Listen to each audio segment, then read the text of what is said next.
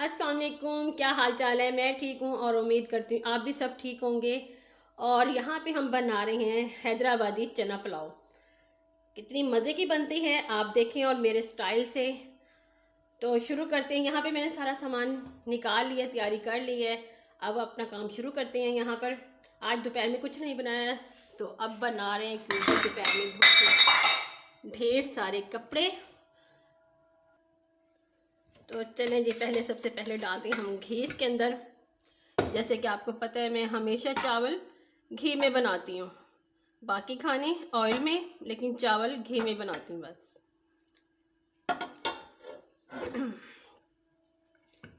इतनी आसान रेसिपी और बनने वाली इतनी मज़े की और झटपट। तो मैं तो ऐसे ही बनाती हूँ, मैंने कहा चलिए आपसे भी मैं अपनी रेसिपी शेयर करती हूँ।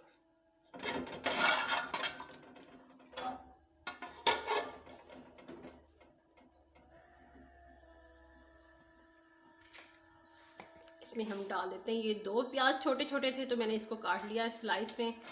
इसे फ्राई करते हैं।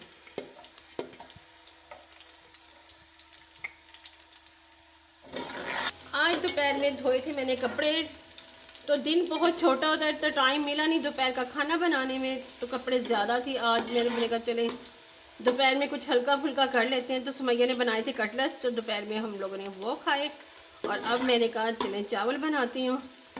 तो नूर ने कहा चावल वाइट होने चाहिए, चाहे जो भी बनाएं आप, वाइट चावल होने चाहिए। मैंने कहा चलें ठीक है, वाइट ही मैं आपको बना कर दूँगी।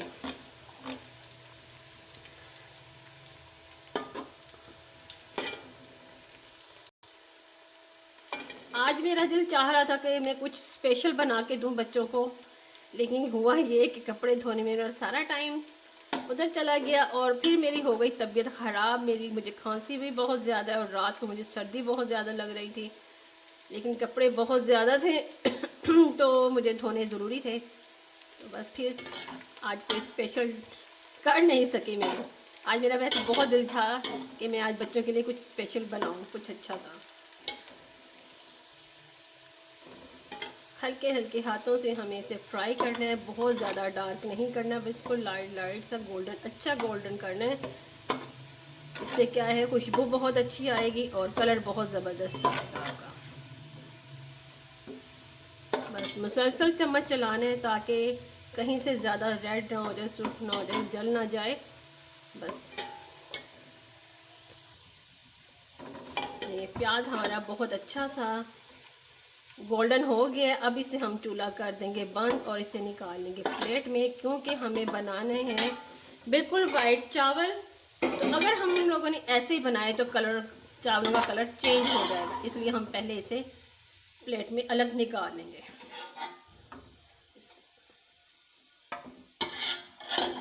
सारी प्याज निकाल लेंगे ऐसे। तो मैंने सारी प्याज निकाल ली है, यहाँ पर प्लेट के अंदर डाल दी है ताकि ये क्रिस्पी हो जाए, क्रंची हो जाए। अब इसके अंदर मैं डालूंगी मसाले।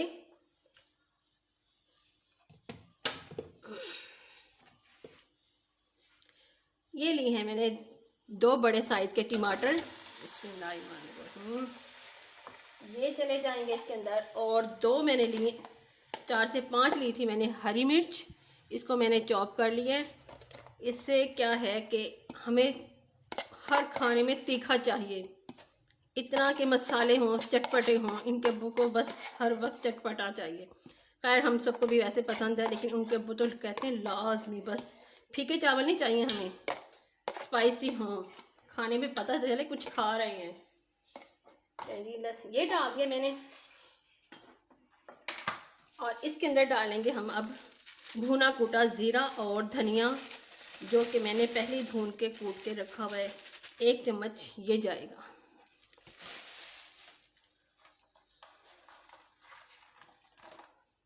अच्छा, 4 ये सब्ज़ मिर्चें साबुत वाली ये डाल दूँगी।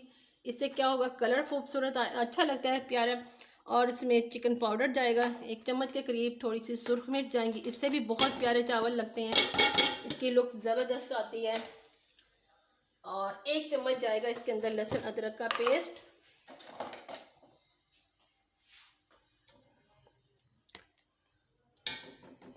میں جائے گا سارا یہ گرم مسالہ، جس میں ہے دال چینی، بڑی الائچی، لونگ، کالی مرچ، اور یہ اس میں الگ سے جائے گا زیرہ۔ زیرہ اس میں کم تھا تو میں نے الگ سے اس میں اور ڈال دیا ہے، اور اس میں کچھ جائیں گے لیمبو، اس سے بہت مزے کا ٹیسٹ بن جاتا ہے، اور کچھ جائے گی اس کے اندر املی۔ اچھا، میں اپنے کھانوں میں چاولوں میں ہمیشہ املی ڈالتی ہوں، کچھ لوگ آلو بخارا ڈالتے ہیں، کچھ لوگ املی ڈالتے ہیں، میں املی ڈالتی ہوں، میں زیادہ املی کا استعمال کرتی ہوں۔ اور 1 کپ کے قریب دہی ہے میرے پاس، یہ اس کے اندر ساری چلی جائے گی۔ اب کیا کرنا ہے، ہم لوگوں نے اس مسالے کو سارے کو بھوننا ہے۔ چولہا میں نے آن کر دی ہے، اب ہم لوگوں نے اس کا دہی اور ٹماٹر کو اچھے سے بھنانا ہے، سب چیزوں کو۔ آپ دیکھیں گے اتنی مزے کی پلاؤ بنتی ہے نا یہ چنا پلاؤ، مجھے تو سب چاولوں سے نا مزے کی لگتی ہے یہ۔ آپ بھی ایک بار میرے طریقے سے بنا کے دیکھیے گا۔ اس کو تھوڑی دیر کے لیے ہم کور کر دیں گے تاکہ اس کے اچھے سے ٹماٹر گل جائیں، پانی اچھے دہی پانی چھوڑ دے اور ٹماٹر اچھے سے گل جائیں، تب تک ہم اسے کور کر دیتے ہیں۔ لیتے ہیں یہاں پر ہم کتنا مطلب پانی چھوڑ دیا دہی نے، ٹماٹر گلنا شروع ہو گئے ہیں، ابھی ٹھیک سے گلے نہیں، اور گلائیں گے ابھی، اور دہی نے پانی چھوڑ دیا ہے۔ اسے ایک بار اور کور کریں گے تاکہ ٹماٹر بالکل اچھے سے گل جائیں ہمارے، ماشاءاللہ۔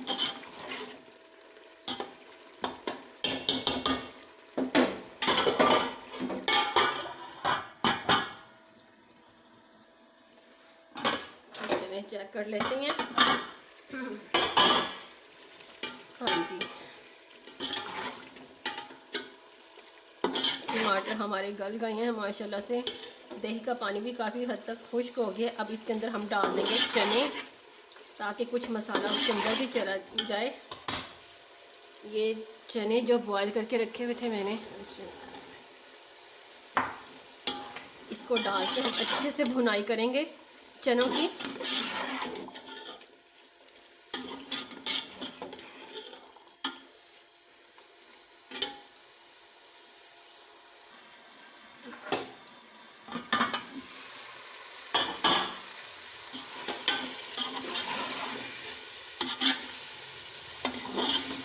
ماشاءاللہ بہت اچھی بھنائی ہو گئی ہے اس کی۔ اب میں اس کے اندر ڈال دوں گی پانی، حسب ضرورت پانی، کیونکہ میں نے کبھی بھی پانی پمائی سے نہیں ڈالا، آپ اپنے دیکھ لیں۔ بس اپنے اندازے سے ڈالتی ہوں ہمیشہ پانی میں، چاول کافی دیر سے بھیگے ہوئے ہیں تو اس میں اتنا ہی پانی کروں گی، کم لگا تو میں اس میں اور ڈال دوں گی بعد میں، اور اس وقت کر دوں گی آگ تیز، کیونکہ چنے بہت اچھے سے گلے ہوئے ہیں اور پانی میں جوش آ جائے جلدی سے۔ اب اس کو آگ کو کر دیا تیز، چاولوں میں آ گیا یہ اس میں آ گیا ابال، یہ دیکھیں۔ اور اب میں اس میں چاول ڈال دوں گی، پانی سارا میں نے نکال لیا اس کا۔ یہ میرے ہیں 2.5 کپ چاول اور 1.5 کپ ہے اس میں چنے۔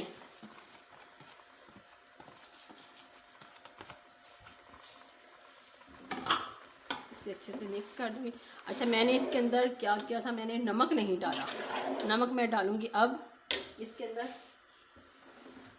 کیونکہ میں نے لیے 2.5 کپ چاول لیے تھے تو میں 2 کپ اس کے اندر ڈالوں گی نمک، کیونکہ میں نے جو چکن پاؤڈر ڈالا ہے وہ بھی، اس میں بھی نمک ہے، کیونکہ میں جتنے چاول لیتی ہوں اتنے ہی نمک، تو میں نے ڈالا اس کے اندر چکن پاؤڈر، تو اس لیے میں نے 2 چمچ ڈالے ہیں نمک۔ تو چیک کر لیں گے، اگر مجھے کم لگا تو میں ڈال دوں گی اور۔ تو اسے کور کرتے ہیں جوش آنے تک، اور پھر چیک کرتے ہیں۔ تو چلیں چیک کر لیتے ہیں چاول۔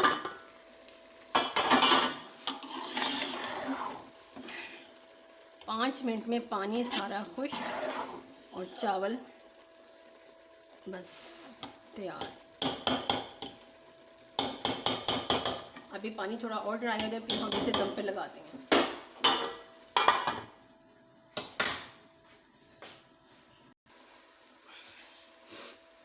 تو یہ پانی سارا ڈرائی ہو گیا، تو اب میں یہاں پہ لگا دوں گی اسے دم، بالکل کر دوں گی آپ سلو، کم کر دیں گے۔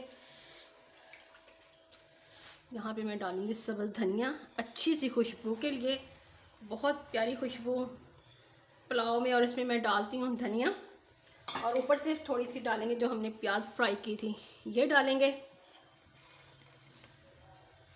ماشاءاللہ ماشاءاللہ اتنی پیاری خوشبو آ رہی ہے نا، اور کلر بھی دیکھو بچوں کی پسند کا بنا ہے۔ اب اسے لگائیں گے دم پر، کور کر دیں گے کپڑا لگا کر۔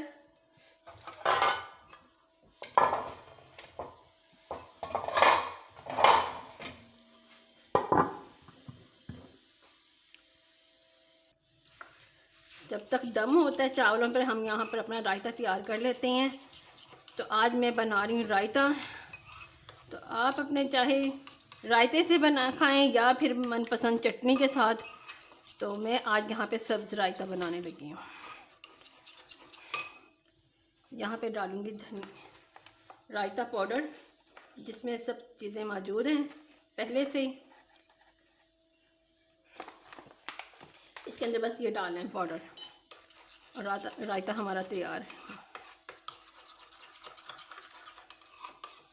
اچھا مجھے جلدی ہوتی ہے تو کبھی میں یہ پاؤڈر ڈالتی ہوں، ورنہ میں خود گھر میں بنا کر سبز مرچ، دھنیا اور زیرہ، نمک، اس کی چٹنی بنا کے مکس کر لیتی ہوں۔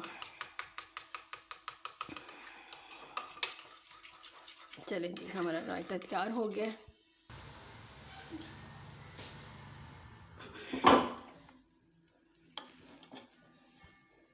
ماشاءاللہ